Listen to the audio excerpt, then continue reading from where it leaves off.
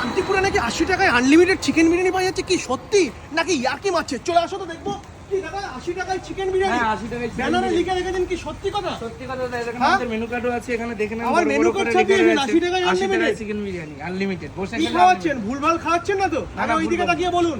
ভুলভাল না, যদি কেউ প্রমাণ করতে পারে যে জিনিস খারাপ, তার জন্য 10,000 টাকা পুরস্কার। আবার 10,000 টাকা নাকি পুরস্কার ঘোষণা করেছে। চলো দেখবো, দেখাও দেখি। এই খুলে গেল চিকেন বিরিয়ানির হাড়ি, দেখাও দেখি, দেখাও।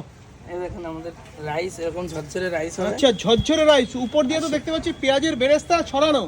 আচ্ছা দেখাও দেখি, বিরিয়ানিটা দেখাও। এই রয়েছে আলু।